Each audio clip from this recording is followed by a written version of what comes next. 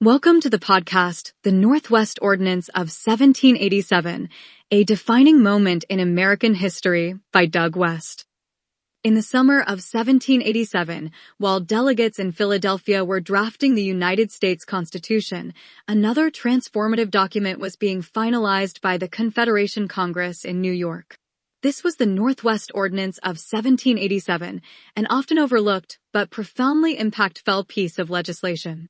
It laid the foundation for America's westward expansion and established principles that would resonate through the nation's history.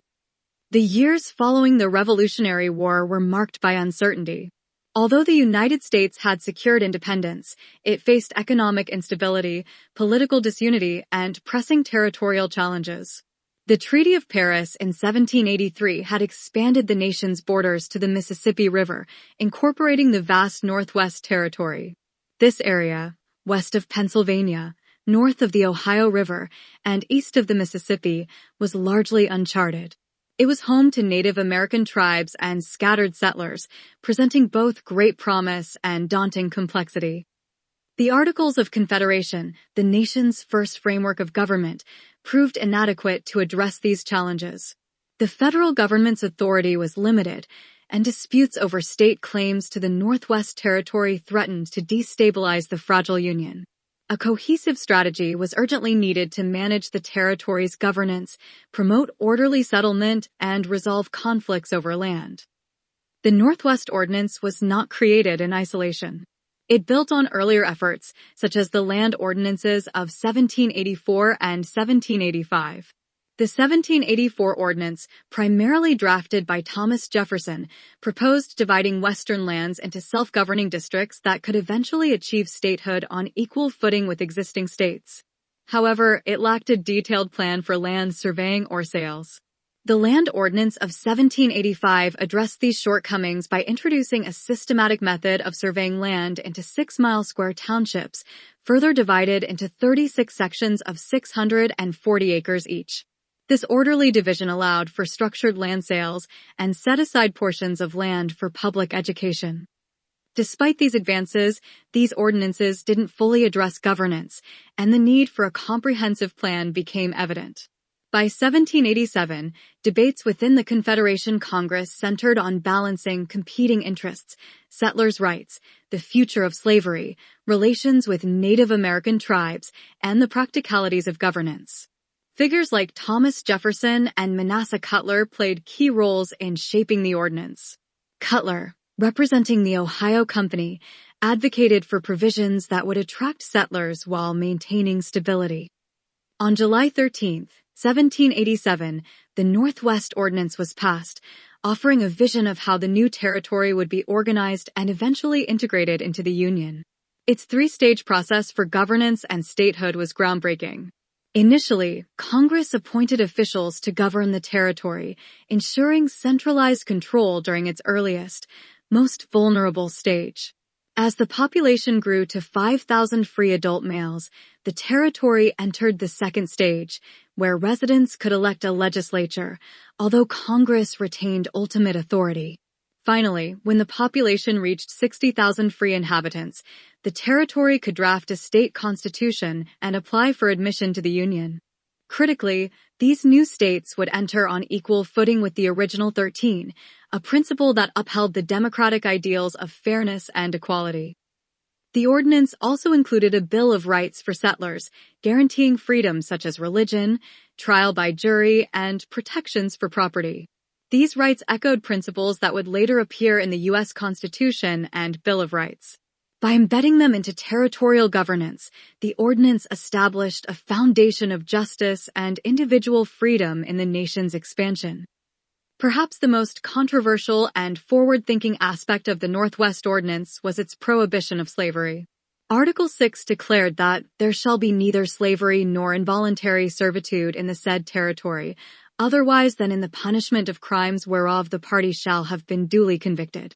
This ban created a clear boundary between free and slave territories, setting a precedent that would influence future debates about the expansion of slavery. While the ban was not universally supported, it underscored the growing sectional divide over the issue, a division that would eventually culminate in the Civil War. The ordinance also emphasized the importance of education.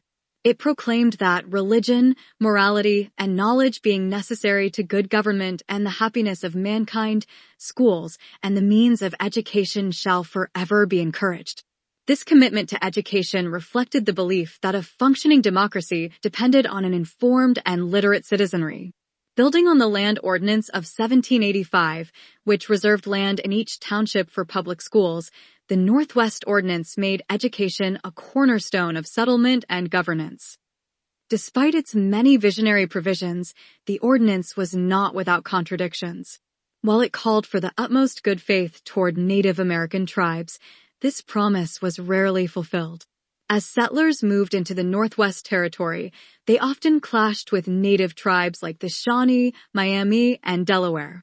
The resulting conflicts, such as the Northwest Indian War, led to years of violence and ultimately to treaties that forced native tribes to cede their lands. The practical implementation of the Northwest Ordinance saw rapid migration into the territory.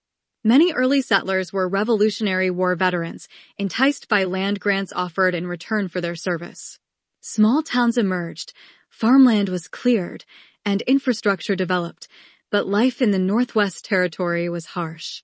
Settlers faced primitive living conditions, limited supplies, and the challenges of isolation. Over time, the orderly framework provided by the Northwest Ordinance facilitated the creation of new states. Ohio became the first to achieve statehood in 1803, followed by Indiana, Illinois, Michigan, and Wisconsin. Each entered the Union as an equal, reflecting the ordinance's commitment to fairness and unity. Economically, the Northwest Territory became a hub of agriculture and industry.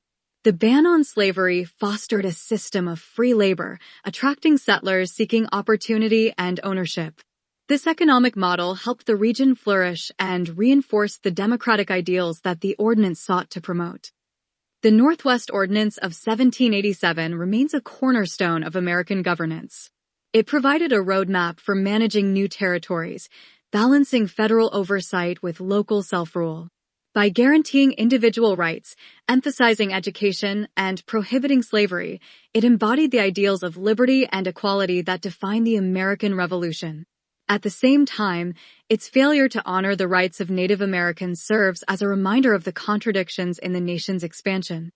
More than 2 centuries later, the Northwest Ordinance stands as a testament to the challenges and aspirations of a young republic, a document that shaped the United States as we know it today, guiding its growth from a fragile confederation to a unified and dynamic nation. Thank you for exploring the early days of American nation building with me. The Northwest Ordinance of 1787 stands as a pivotal moment in our history, paving the way for the nation's westward expansion and setting a framework for growth and governance. For those eager to dive deeper into this fascinating chapter, additional resources are provided in the description. If you found this podcast insightful, please like, subscribe, and share it with others who love history. I'd also love to hear your thoughts. What lessons do you think we can draw from the Northwest Ordinance today? Drop a comment below. Until next time, stay curious and keep uncovering the stories that shape our past and future.